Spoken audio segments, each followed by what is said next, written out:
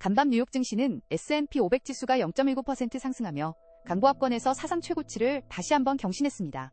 빅스 지수도 17.19로 내려오며 시장의 변동성은 다소 안정된 모습을 보여주었습니다. 하지만 우리 시장을 둘러싼 대외 환경은 여전히 녹록지 않습니다. 원달러 환율이 1460원 84전에 머무르며 고환율 부담이 지속되고 있고 미국과 이란의 휴전협상 불확실성으로 인해 국제 유가가 다시 들썩이고 있기 때문입니다. 이에 따라 오늘 국내 증시는 뚜렷한 방향성을 잡기보다는 강보합과 혼조세 사이에서 출발할 것으로 전망합니다. 시장 내부의 수급 흐름을 살펴보면 오늘 관심 종목 371개 중에서 매수 신호가 25%, 매도 신호가 22%로 매수세가 살짝 우위를 점하고 있습니다. 강력 매수 신호도 심텍과 대한항공 등 3개 종목에서 포착되었습니다. 이어서 오늘의 핵심 키워드를 살펴보겠습니다. 첫 번째 키워드는 비행체와 시뮬레이터입니다. 최근 방산과 항공 우주 섹터에서 수출 기대감이 커지면서 관련 기술과 장비에 대한 시장의 관심이 집중되고 있음을 의미합니다. 두 번째 키워드 미상과 마이클. 유사는 개별 기업의 경영권 분쟁이나 지분 상속과 관련된 이슈가 부각될 때 자주 등장하는 단어들로 관련 종목들의 변동성이 커질 수 있어 주의가 필요하다는 뜻입니다. 마지막으로 데브시스터즈는 신작 게임 흥행 여부와 실적 턴어라운드 모멘텀이 반영된 게임 섹터의 주요 관전 포인트입니다. 오늘 장에서 눈여겨보셔야 할 체크 종목들을 정리해드립니다. 먼저 증권가에서 긍정적인 신규 리포트가 발간된 방산과 전력기기 관련주입니다. 한화 에어로스페이스는 이집트와 호주 등 대규모 해외 수주 물량이 본격적으로 매출로 인식되기 시작하면서 실적 눈높이가 크게 높아지고 있습니다. 대신증권은 목표가를 188만원으로 상향 조정했으며 전투기 수출 유력 소식까지 더해져 강력한 상승 동력을 확보했습니다. 산일전기 역시 유한타증권에서 이익 체력이 증명되었다며 매수 리포트를 냈습니다. 그동안의 저평가 국면을 해소하고 본격적인 반등 궤도에 오를 수 있을지 지켜보셔야겠습니다. 다음은 핵심 뉴스에 이름을 올린 롯데쇼핑입니다. 내수 침체 속에서도 해외 사업 호조로 2마리 토끼를 잡았다는 평가를 받으며 고유가와 지정학적 리스크를 돌파할 방어주 성격의 대안으로 부각되고 있습니다. 이어서 AI 예측 점수가 높고 수급이 몰리는 종목들입니다. 유리기판 테마로 묶인 심텍은 어제 13.5% 큰 폭으로 상승 마감했습니다. 거래량이 평소보다 2배 이상 급증하며 외국인과 기관의 3일 연속 동반 매수세가 유입되었습니다. 다만 최근 5일 동안 23% 이상 급등한 만큼 단기 과열에 따른 차익 실현 매물 출회 가능성도 열어두시고 조정 시 접근하는 것이 유리합니다. 대한항공은 여객 수요 회복과 함께 어제 7.3% 상승 마감했습니다. 거래량이 4배 이상 폭발적으로 늘어났고 강력 매수 신호까지 켜지며 탄탄한 하방 지지력을 보여주고 있습니다. 반면 SKU는 최근 5일 누적 수익률이 28%를 넘어서며 단기 과열 징후가 뚜렷하므로 추격 매수는 자제하시기 바랍니다. 이어서 리스크 관리가 필요해 보이는 주의 종목과 약세 흐름을 점검해 보겠습니다. 오늘 강력 매도 신호가 켜진 대표적인 종목은 SK바이오사이언스와 넷마블입니다.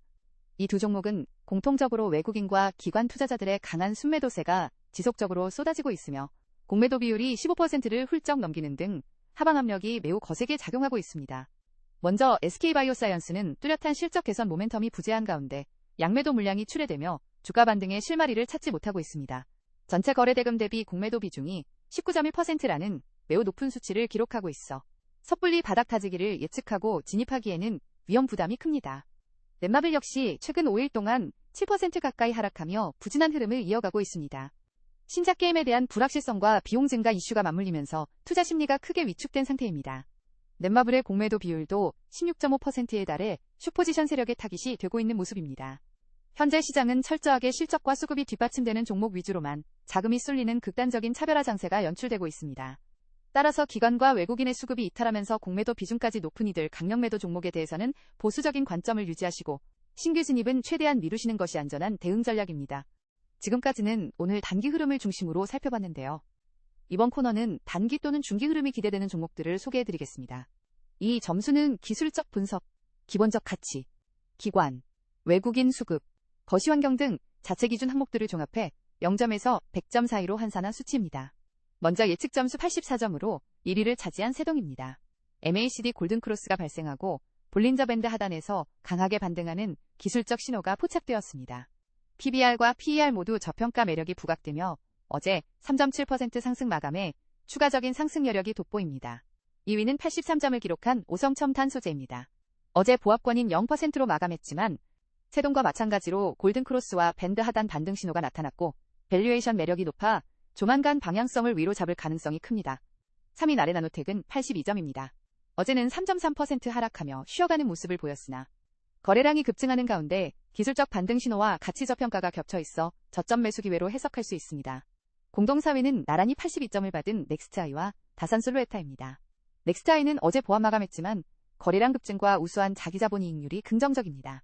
다산솔로에타는 어제 0.2% 강보합으로 마쳤으며 PBR 저평가와 MACD 골든크로스 신호가 맞물려 안정적인 중기 우상향 추세가 전망됩니다. 전체 종목의 예측 점수 순위는 K스톡 다진포 사이트에서 매일 업데이트됩니다. 마지막으로 오늘 장을 헤쳐나갈 핵심 투자 전략을 짚어드리겠습니다. 현재 우리 증시는 1460원을 훌쩍 넘긴 고환율과 중동의 지정학적 불안으로 인한 고유가라는 두 가지 커다란 매크로 허들을 마주하고 있습니다. 이러한 대외 변수들은 외국인 투자자들의 수급 유입을 제한하고 시장 전체의 지수 상승을 가로막는 요인으로 작용합니다. 하지만 너무 비관할 필요는 없습니다. 간밤 미국 증시가 사상 최고치를 경신하며 글로벌 투자 심리가 훼손되지 않았음을 증명했고 국내 시장에서도 특정 섹터와 종목을 향한 외국인과 기관의 쌍끌이 매수 흐름은 여전히 견고하게 유지되고 있기 때문입니다. 따라서 지금은 지수 전체의 방향성에 베팅하기보다는 철저하게 실적 가시성이 확보된 섹터로 포트폴리오를 압축하는 전략이 유효합니다. 특히 글로벌 수주 모멘텀이 확실한 방산주와 유가 상승의 수혜를 직접적으로 받을 수 있는 에너지 및 정유 섹터에 대한 비중 확대를 고려해 보시기 바랍니다. 또한 앞서 주목할 종목에서 말씀드린 것처럼 단순히 최근 며칠간 주가가 급등했다고 해서 섣불리 추격 매수에 나서는 것은 절대 금물입니다. 확실한 실적이나 공시, 새로운 증권사 리포트 등 상승의 명분이 뚜렷하고 양매수 수급이 뒷받침되는 종목들만 선별하여 눌림목 구간에서 분할 매수하는 지혜가 필요한 시점입니다.